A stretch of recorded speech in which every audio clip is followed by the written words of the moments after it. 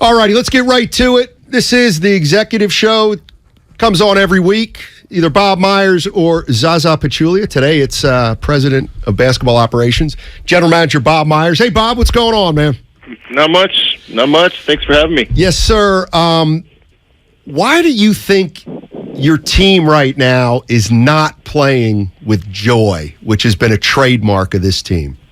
Oh, man, I think there's you could throw out anything. I don't have an obvious answer. I don't think anybody knows that specifically. You could throw out theories. Last year, I think we had something to prove. I guess they proved it.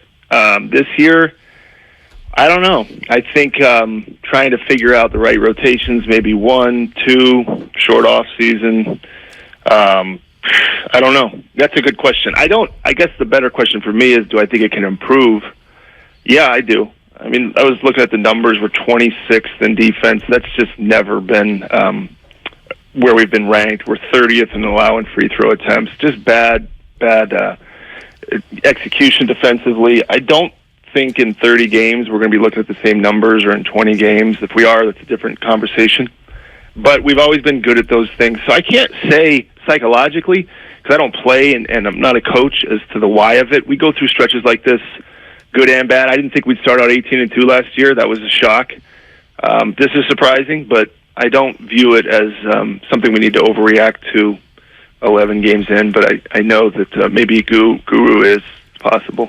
Now, Bob, to be honest, look, I'll tell you, because I'm staying off Warriors Twitter, but when I'm the voice of reason, it's like, oh no, what's going on? Listen, I know you gave Steiny credit for the face of the franchise with Steph, and we had great fun with that, but he also came up with the 2 timelines. And I'm watching this team, Bob, and I know it's 11 games in, but is this the ultimate version of the 2 timelines where they collide? And is that why you're feeling like, you know what, it's still early? Well, I don't know about collide. I do agree with the early part. It is early. That probably sounds defensive coming from me, but we got 71 games to go, so it is early factually. I know that the tendency is to put a lot of emphasis on the early first 10 games, and that's okay. People do that. We do it too. We don't look at these things and just dismiss them. But we have to be a little bit patient and see where this thing's going. I think we've got a lot of guys that can play better, whether that's starters or bench players that we've seen play better. But the 2 timeline thing was, I don't know. Did we say? I don't know if I said that. But Thank you. Steiny did. No.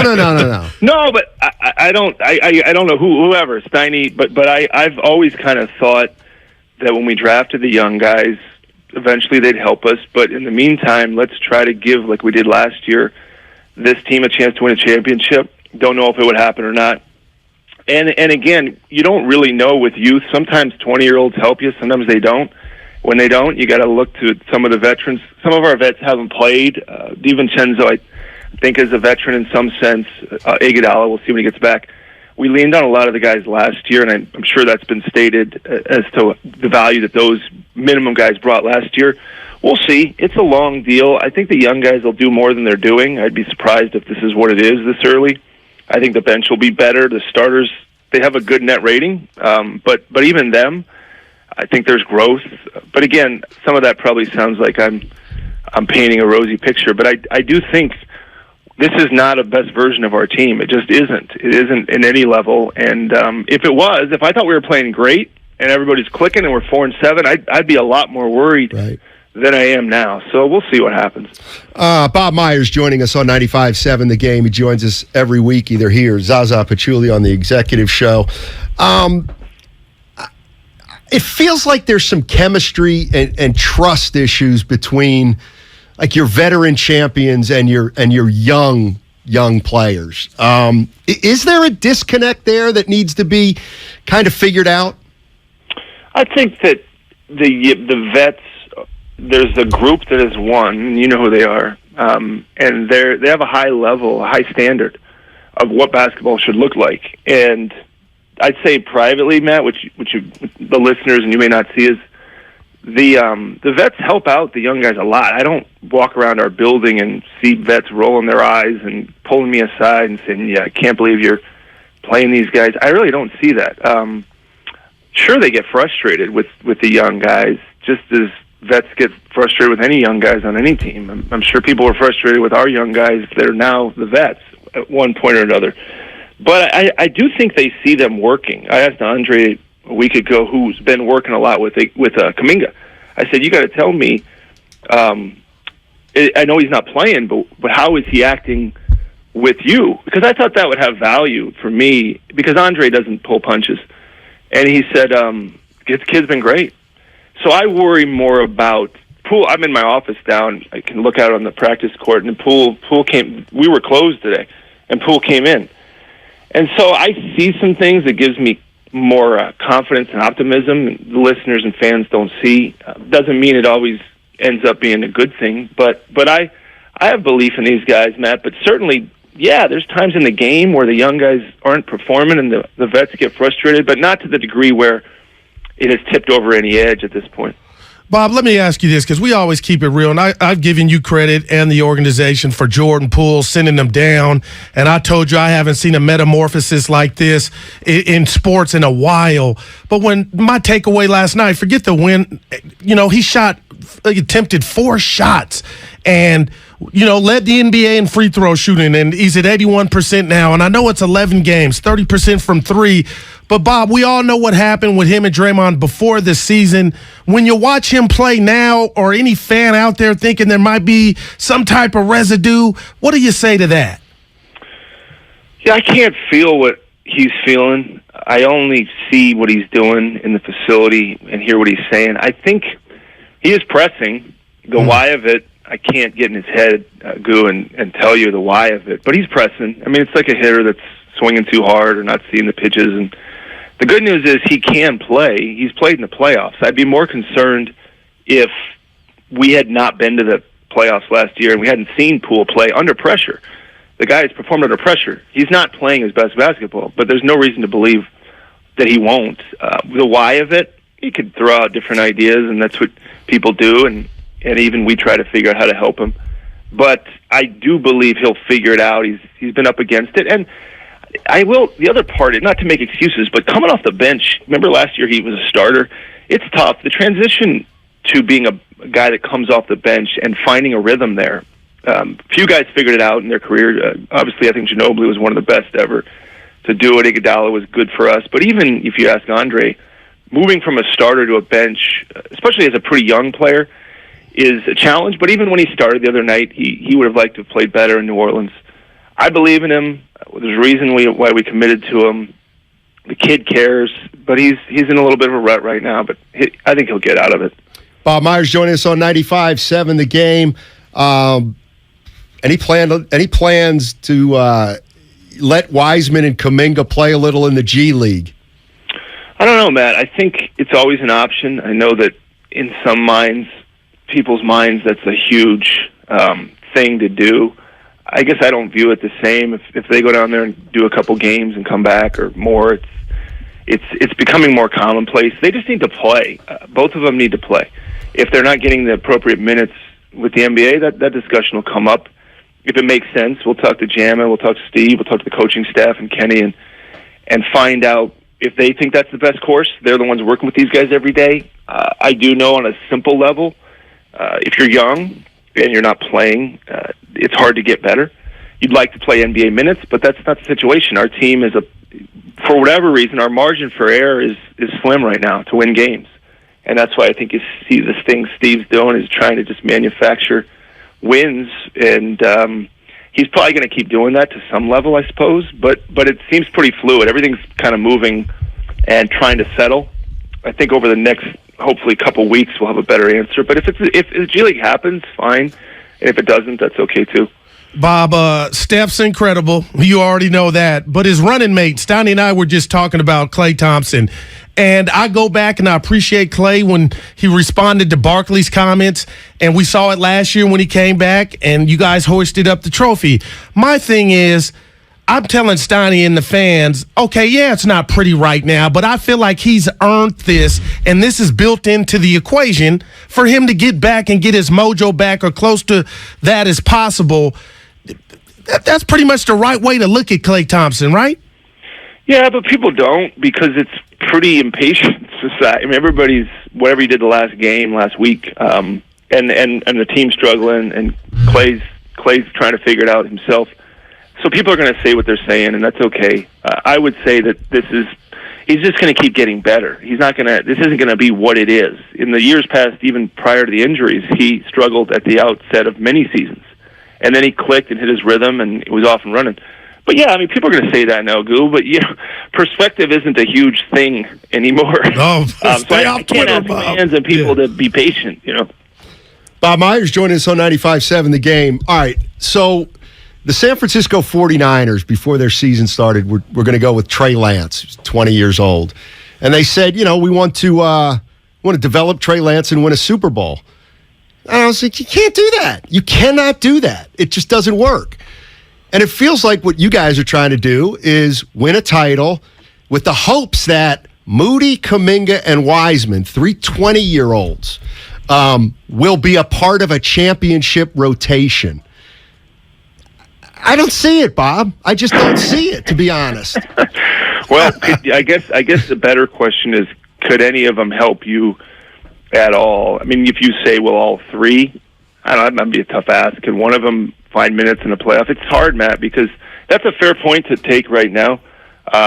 Certainly you could, and maybe right, but a lot of time until the playoffs come around, and it's interesting to think that even Steve and them tried in the second round last year with Moody and Kuminga, and Moody had some good minutes, I suppose, even in the Western Conference Finals, but liked him enough and trusted him enough to start the guy against Memphis, who's a really good team. So I don't know. I might say it a little differently. Can one and a half of them be there in the playoffs when they come around in spring? Maybe. Not clear. Hard to say right now. But you could certainly take the position you're taking and say, I don't think so. And maybe you're right. And that's where then the rest of the group has to step up, kind of like last year. Those guys really hit well in the free agents we had last year.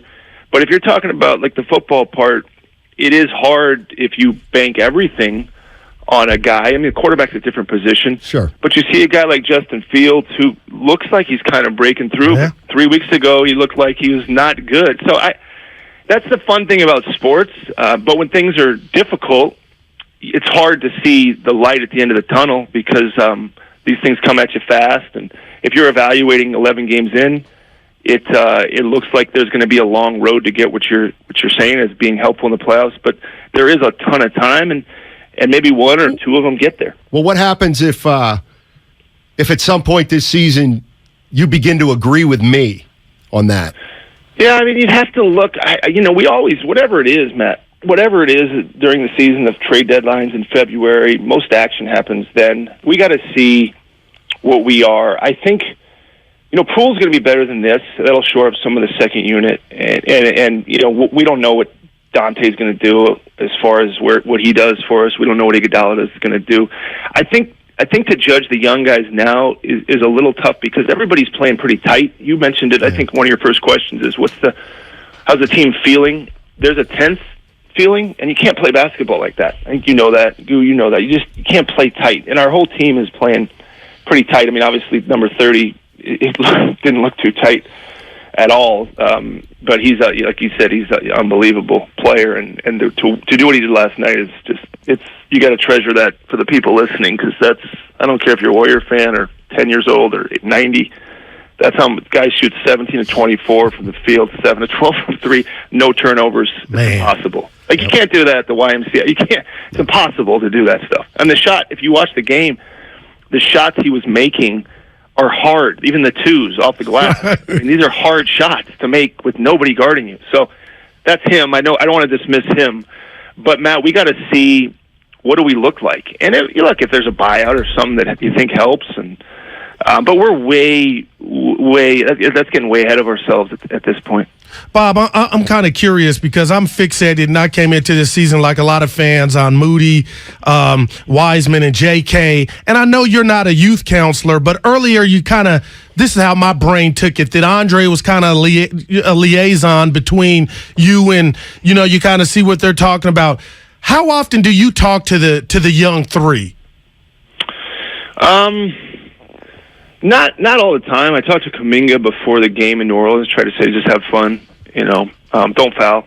Have fun. Get back to just why you love playing. It like I said, it's you lose 4 in a row and you haven't played. To try to find the joy in it. Wiseman, you try to keep their heads up. But it's tough because they hear the stuff people say about them. I know that they're professional athletes and that's part of the program. But they hear it. So you just try to remember how young they are and how you look around the league and some of the guys that are doing well, that are 25, 6, started off in this path. But we got a little bit more scrutiny on these guys. They're not getting to run around like some of these other young players and play 35 minutes. I guess you guys can decide how well they would look if they were playing 35 minutes. Probably better because they'd have more reps and more time to do well and not as short of a leash. But that's not our team. That's not our situation. So I talked to them, not every day, but enough to just tell them we believe in them and hang in there. But they want it now, just like everybody else. They want to play now. They want to help now. I believe in themselves. But their time will come. It's just a question of when. Bob Myers joined us on 95.7 The Game. He and Zaza Pachulia do it every week. Man, I'm thinking about whether I should ask you more about the young kids or give you another. Did we ask him all the...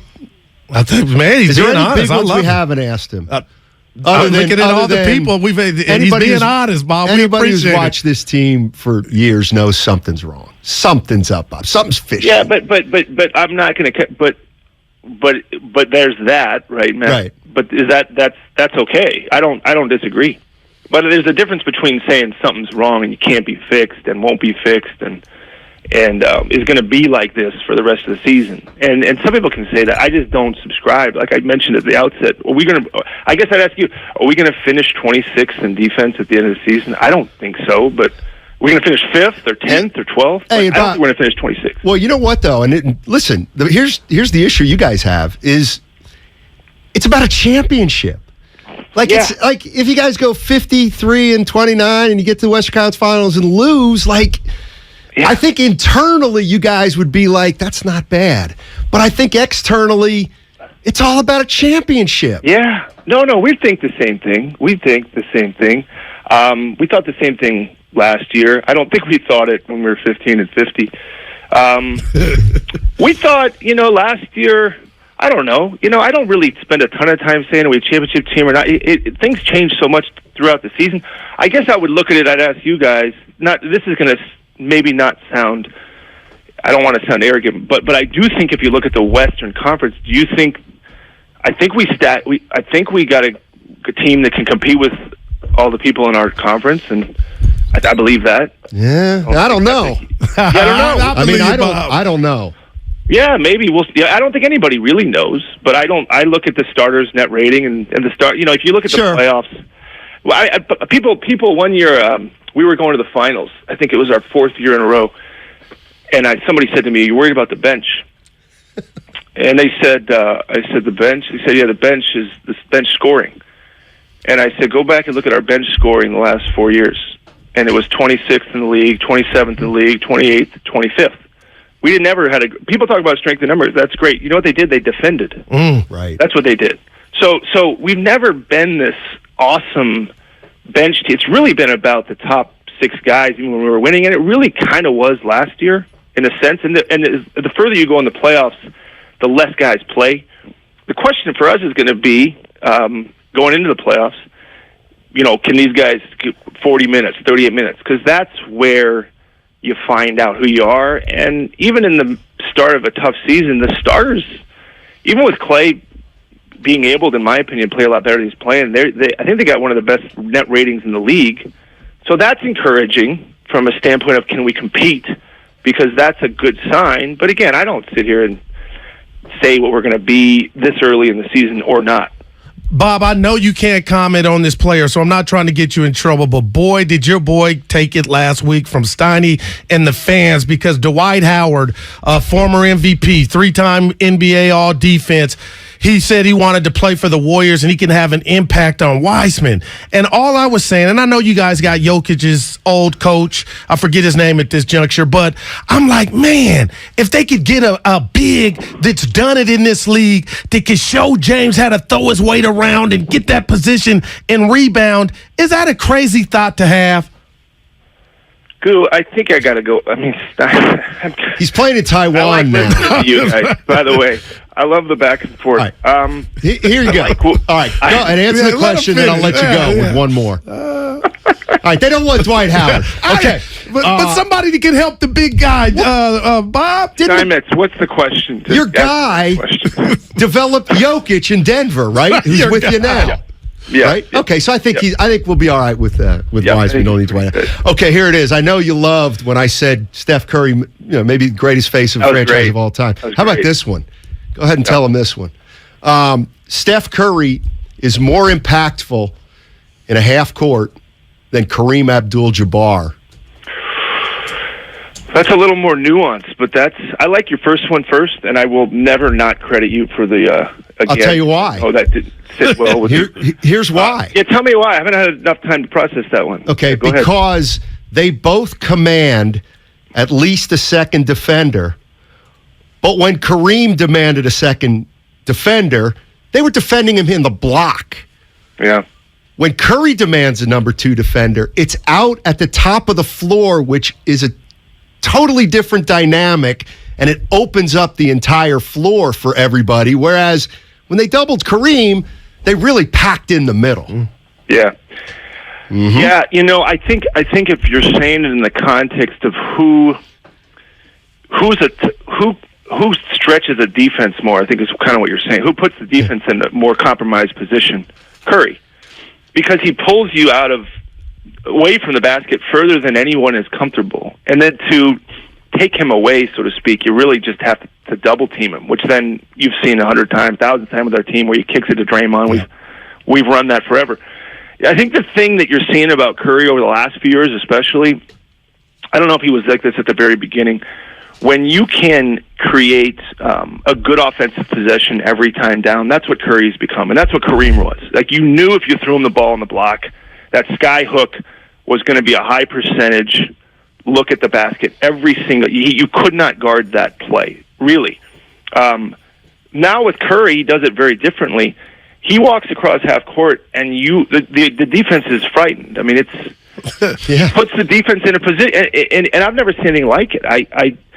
It's not normal to be that engaged, that far away, and his shot making is. I don't know if there's ever been any better shot maker in the history of the league as far as how he does it from so many different. And people forget how good he is at the rim. His rim finishing percentage is. Oh my goodness! For a guy that doesn't dunk on it, he just. Anyways, the hand-eye coordination is. I don't know that, but you guys are historians. But that ability to do what he does, left hand, right hand, off the way he comes off screens. He had a play last night where I think he faked a pass and shot a 3 from the left wing. You see that play, man? I did. I mean, are you kidding? Like, the degree of difficult, you have to understand that's a 9.5 out of 10. Just prior to shooting the ball, what he did. So, anyways, you guys know how good he is. I told fans, don't take it for granted, Bob. Oh, yeah. He's 14. He's 14 years in, and there's still 5 times a game where he does something, and you're like, you shake your head. Do you think people Yes. I get. I mean, yeah. Okay, good. I do. I do. We do, good. Bob. Yeah, good. I know you guys do. It's unbelievable. Bob, he got a tech last night. He was hot. Yeah, he went right after. Wow. He doesn't really do that too often. No, it's 14th. 21st tech. But that one he wanted to get. Oh, yeah. Yeah. Was that a foul? I didn't rewatch that again. What did you guys think of that? Oh, it was a foul. I mean, Steiny gets mad. But then he again, gets fouled, so was so he don't Klay's. get a good whistle, Bob. Never did. Yeah. And again, Klay fouled Herter. So. All right, I got to go. Yeah. All right, Bob. Thanks for everything. Talk to you next week or in 2 weeks. Bob Myers, President and General Manager of the Golden State Warriors, joins us every